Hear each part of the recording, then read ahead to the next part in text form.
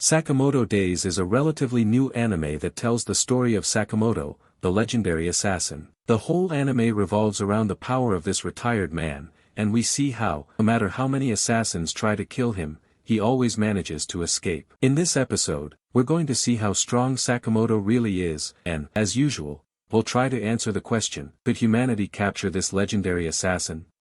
Before we start the video, I have to mention that this was made when there were only 14 episodes of the anime. So if we get more information in the future, I might post a short follow-up video. If you're curious about more anime theories, don't hesitate to subscribe and leave a like. I'm just starting out on YouTube, and any support helps. Alright, let's get into the video. In the first episode of the anime, we meet Sakamoto and his new life as the owner of a convenience store. After he left the assassin organization, a lot of people wanted to kill him. That's when we get the first fight of the series. Shin, his former colleague, is the first person who tries to assassinate him. Let's go over the key points of the fight. At the start, Shin shoots at him with a gun, and Sakamoto deflects the bullet with a candy. After a bit of chasing, Sakamoto throws another candy at Shin, and then finishes the fight with a kick. A very quick fight, where the candy was the MVP and where we get a glimpse of Sakamoto's power. So let's start the analysis. In the first part of the fight, we see how Sakamoto spits a candy at the same time as a bullet is fired, and the two projectiles meet in the middle. This means Sakamoto spat the candy with the power of a handgun. That's around 400 meters per second. In the next part of the fight, Sakamoto puts a candy on an elastic band and launches it like a bullet. This makes no sense at all, since no elastic band could do that, and Sakamoto isn't an enhancer from Hunter x Hunter. We move on to the next part, the kick. But that doesn't help much either since we can't calculate the distance Shin was thrown. So let's move on to the next fight in the episode, where Sakamoto takes on about 20 people to save Shin from his employer. At the beginning of this fight, Sakamoto catches 2 bullets using chopsticks. Yeah, just like with the elastic band, I really think he's an enhancer. Another thing to note is that he jumps about 10 meters in the air, completely destroying Javier Sotomayor's world record of 2.45 meters, or 8 feet. From the first episode we learn that Sakamoto holds a world record and has a gun in his throat. Now let's move on to the next episode. In episode 2, we meet Lu, who makes her entrance by jumping on Sakamoto from the 3rd floor. She isn't trying to kill him, instead, she's being chased by people who want her family's fortune, and Sakamoto jumps in to help. At first, they fight some regular guys, so nothing too crazy happens. But later in the episode, Sakamoto fights 2 other assassins, and with a single punch he breaks through a building's roof. Then, once again using his enhancer powers, he defeats the assassins using cooking utensils. Okay, let's calculate Sakamoto's power using that rooftop punch. If we estimate the rooftop at about 7 square meters, 75 square feet, we can calculate that his punch generated around 4 million joules of force. To give you some perspective, a regular grenade has only about 1 million joules of explosive power. So yeah, Sakamoto's punch is the equivalent of 4 grenades. At this point, he has a gun in his throat and a rocket for a fist. In episode 3, we see Shin fighting, so we don't get much new information about Sakamoto. But in episode 4,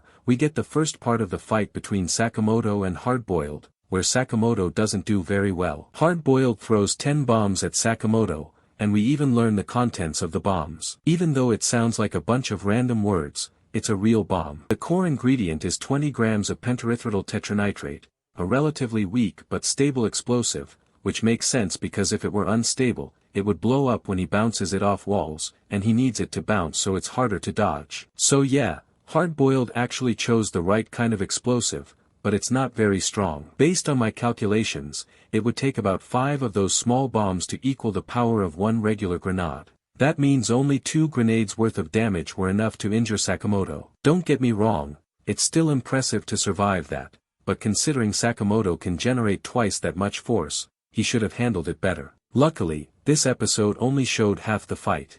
In the next episode, we get to see his true strength. In episode 5, Sakamoto manages to stop Hardboiled by losing weight and returning to his body from 5 years ago, back when he was still an assassin. This sudden weight loss drastically increased his speed, which helped him dodge the bombs and ultimately stop Hardboiled. Unfortunately, we don't get exact numbers on how much weight he lost, and that would have helped a lot. We could have calculated how much energy he used for that transformation. Either way, he returns to his normal weight within a day, so it doesn't change much. The rest of the episode isn't that important for this video, except that Sakamoto, Shin, and Lu start training to get even stronger. Yeah, Sakamoto's going to be even more powerful. In episode 6, our favorite team enters a paintball tournament to earn money to fix the store. A sniper named Mishimo joins Sakamoto's team. He's one of my favorite characters, so I had to mention him. He originally wanted to kill Sakamoto, but during the tournament, he realizes Sakamoto is his target. The fight doesn't bring much new info, except at the end, when Sakamoto throws a rock with the same speed as a sniper bullet. That means he can throw a rock at 900 meters per second. Personally, I still think his throat gun is cooler, but hey, the math says otherwise. In episode 7, Lu gets kidnapped and Sakamoto, together with Shin, begins a classic American-style motorcycle chase. Sakamoto is riding a motorcycle when it explodes. If we estimate the gas tank at 15 liters and assume a full detonation, that gives us an explosion of around 500 megajoules, equal to about 50 RPG warheads. And he survives. This proves again that the hard-boiled fight should have been easier for him, but I guess it makes sense, he just finished a training arc. Besides that, the episode sets up the next fight, between Sakamoto, Shin, and a very skilled doctor. In episode 8, we get the continuation of that fight, and the doctor is absolutely destroying both of them. Even though there's a lot of physical power, what really stands out is Sakamoto's combat IQ. They're at a huge disadvantage because of implants that disrupt their natural fighting rhythm, but Sakamoto comes up with a plan in seconds and manages to win. This shows that beyond brute force, he's incredibly adaptive, making him even more powerful. At the end of the episode, Sakamoto falls into a pit and ends up fighting a guy who's mostly made of weapons. Let's call him Baggy, after a character from a not-so-popular anime. In episode 9, once again, Sakamoto shows he should have been part of Hunter x Hunter, because you can't convince me he's not an enhancer. He defeats a guy made 70% of weapons using just a pencil and stickers, and then cuts metal with paper. Seriously, what kind of training do you need for that? Origami classes. To win the fight, he slims down again to his younger form and starts wrecking Baggy. But then, Baggy pulls a cannon out of his stomach and launches Sakamoto in front of a speeding train, which hits him head-on. This is, by far, the most insane thing Sakamoto has survived. If we consider a typical Japanese train moving at 280 km per hour and weighing 400 tons, we get about 1,210 megajoules of force, the equivalent of 290 kilograms of TNT. That's the power of a FAB-500 bomb, built to destroy bunkers and military infrastructure. And Sakamoto had zero injuries. He literally passed through the train, climbed into it, and continued beating up his enemy. Episode 10 is split into two parts. In the first part, the group visits a bathhouse where an assassin has booby-trapped everything, the sauna temperature, the water pressure, and more. This part doesn't help the story much, but it does help us see how tough Sakamoto really is. First, we see him standing in a high-pressure water jet that, according to the assassin, could destroy a truck. That's like being hit by a 3-meter tsunami. Then he enters a sauna where the wood catches fire. Since wood ignites at around 300 degrees Celsius,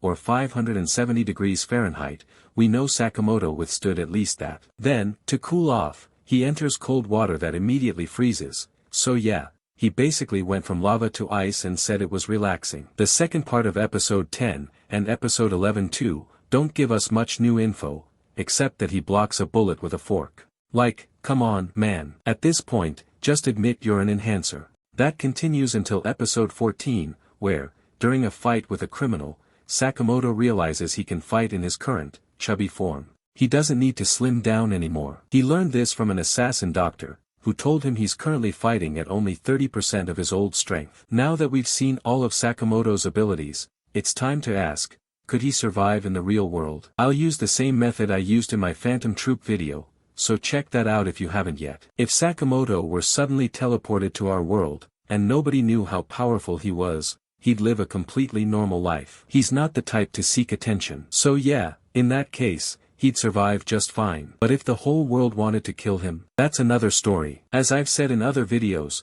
anime characters have one big weakness: nuclear bombs. No matter how powerful they are, the real world's ability to drop nukes anywhere, anytime, and as many as we want, yeah, it's too much. I usually say that the best way to survive humanity is to be super smart and manipulative. But Sakamoto doesn't really do that. So let's imagine the most likely scenario: he gets teleported here, and people fear him, but don't necessarily try to kill him on sight. In that case, I think Sakamoto would survive. Humanity could kill him, but the risks would be too high. Plus, in every fight, he somehow turns enemies into allies, so yeah, people would probably join him. I believe Sakamoto could survive in our world. In fact, I think no one could kill him, except maybe his wife. Thanks for watching. To make this video and keep it as accurate as possible, I rewatched the whole anime, so that's why it took a while to come out. If you subscribe to my channel, I'd be super grateful. I put a lot of effort into these anime theories, and even a like helps me keep going. Until next time, I'm Anime Dog and I wish you all the best.